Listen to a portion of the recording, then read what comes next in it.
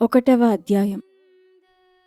గంధర్వ నగరంలో శ్రీ నృసింహ సరస్వతీ స్వామి మహిమ లోకప్రసిద్ధమై దూరదూర ప్రాంతాల నుండి కూడా ఎందరెందరో వచ్చి వారిని సేవించి, పెళ్లి కానివారు పెళ్ళి, సంతానము లేనివారు సంతానము, పేదవారు ధనము, ఇలా ఎవరికి అవసరమైనవి వారు పొందుతున్నారు.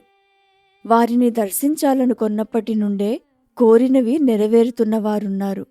నామధారకుడనే బ్రాహ్మణుడు ఎన్నో కష్టాలకు గురై ఎన్ని చేసినా ఒక్కటీ తీరక ఎంతో వ్యాకులపడుతుండేవాడు.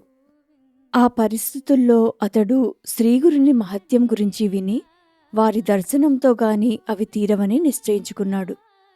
అది లభించకుంటే తన జీవితమే వ్యర్థమని తలచి నిరంతరం వారి పాదపద్మాలను స్మరిస్తూ ఆకలి దప్పులు కూడా మరచి కాలినడకన ఆ గ్రామాన్ని సమీపించాడు. ఆయన దర్శనం అవ్వకుంటే ప్రాయోపవేశం చేయాలనుకుని అతడు శ్రీగురిని స్మరించి ఇలా మొరపెట్టుకున్నాడు. అందరి కష్టాలు తొలగించే మీ నామస్మరణతో నా కష్టాలెందుకు తొలగడం లేదు? అందుకు నా పాపాలే కారణమైతే సర్వ పాపహరమైన మీ నామము వాటినెందుకు నశింపచేయలేదు? అన్ని జీవులను కరుణించే మీరు నన్ను మాత్రం ఎందుకు కరుణించడం లేదు? గురువే త్రిమూర్తి స్వరూపమని, తలచిన వెంటనే ఫలితమిస్తాడని వేదాలు స్మృతులు చెబుతున్నాయి. ఈ కలియుగంలో శ్రీ నృసింహ సరస్వతి స్వామియే అంతటి గురువని కీర్తి వచ్చింది కదా, మరి నా పట్ల అదెందుకు నిరూపణ కావడం లేదు? మీరు సాటిలేని పెన్నిది అని నిస్సంశయంగా అందరి అనుభవం. కానీ నా మనస్సు మీపై స్థిరంగా ఎందుకు నిలవడం లేదు? మీరే నా తల్లి, తండ్రి, గురువు, దైవం, తోడు నీడ అని నమ్మి ఇప్పుడు మిమ్మల్నే ఆశ్రయించాను. పసితనంలోనే నాకు మీ పేరు పెట్టి నా తల్లిదండ్రులు నన్ను మీకు అమ్మివేశారు. పరమాత్మ, మీరు దీనుల పాలిట కల్పవృక్షము, దయాళువు, మహాదాత. దేవతలకే శక్తిని అనుగ్రహించి విశ్వమంతటినీ పోషిస్తున్న మీరు నన్ను ఉపేక్షిస్తున్నారెందుకు? మీరు సర్వసాక్షి అని వేదాలు చెబుతున్నాయిగా, మరి నా దుస్థితి మీకు తెలియడం లేదా?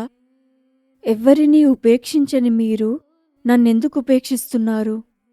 నేను మీకేమీ సమర్పించలేదనా? సాక్షాత్తు లక్ష్మీదేవియే సేవకురాలైన మీకు దరిద్రుడనైన నేనేమి ఇవ్వగలను? నన్ను అనుగ్రహించే సమయం ఇంకా రాలేదనడం సర్వసమర్థులైన మీకు తగదు. ఇంతకు ముందు మీరే దిక్కని తలచి నేను మిమ్మల్ని సేవించిన మాట నిజమే. కాని సేవిస్తేనే ప్రసాదించేది దానమెలా అవుతుంది?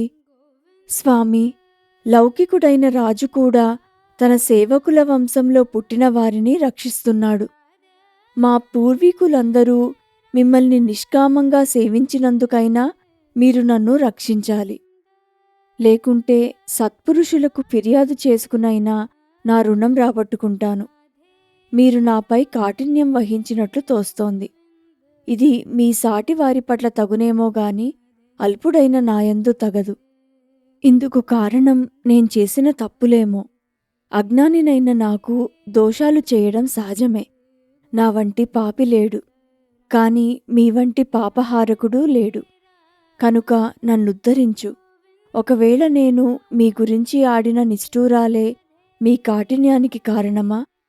దయాసముద్రులైన మీరు అలిగిన బిడ్డను తల్లి బుజ్జగించినట్లు నన్ను బుజ్జగించాలి గాని నాపై అలిగి అనుగ్రహించకుంటే నాకు దిక్కెవరు? లేకుంటే నేను చేసిన తప్పేమిటో అదైనా నాతో చెప్పవచ్చుగా. ఏమైనా మీరు నా దోషాలను క్షమించి నన్ను దయచూడాలి. మీరే నాకు దిక్కు. మిమ్మల్నే నేను శరణు పొందుతున్నాను. చైతన్యమూర్తివి, దయానిధివి, నీ కారుణ్యమేమయ్యింది ప్రభూ? మృత్యుముఖంలో ఉన్న నన్నెందుకు ఉద్ధరించకుండా ఉన్నావు? ఇలా దారి పొడుగున నామధారకుడు అనేక విధాలుగా శ్రీగురుని ఆర్తితో ప్రార్థిస్తూ వెళ్ళి చివరకు ఖిన్నుడై శోషవచ్చి గంధర్వపురం దగ్గర ఓ చెట్టు కింద పడుకున్నాడు. అతనికి నిద్ర తూగినప్పుడు కలలో కూడా అతడు శ్రీగురుణ్ణే స్మరిస్తున్నాడు. ఆవు తన నెడబాసి ఆర్తనాదం చేస్తున్న దూడ దగ్గరకు వాత్సల్యంతో పరుగున వచ్చినట్లు భక్తుల పాలిట కామధేనువైన ఆ పరమేశ్వరుడు అవధూత వేషంలో నామధారకునికి స్వప్నంలో దర్శనమిచ్చాడు. ఆయన జడలు, విభూతి, పులి చర్మము ధరించి ఉన్నాడు. నామధారకుడు కలలోనే స్వామికి సాష్టాంగ నమస్కారం చేసి తన పొడవైన జుట్టుతో వారి పాదాలు తుడిచి అభిషేకించి గంధమలంకరించి పూజించాడు. ఆ దర్శనంతో అతని హృదయం శాంతించి అతని మనసులో ఆ రూపం స్థిరంగా నిలిచింది. అప్పుడా యోగీశ్వరుడు అతణ్ణి లేవనెత్తి ముఖాన విభూతి పెట్టి తలపై చేయి ఉంచి ఆశీర్వదించారు. ఆ వెంటనే అతనికి మెలకువ వచ్చింది. అయినా తన తలపై ఆ అవధూత చెయ్యి పెట్టిన అనుభవం అలానే ఉంది. అతడు ఆశ్చర్యపోయి చుట్టూ చూశాడు. అక్కడ ఎవ్వరూ లేరు.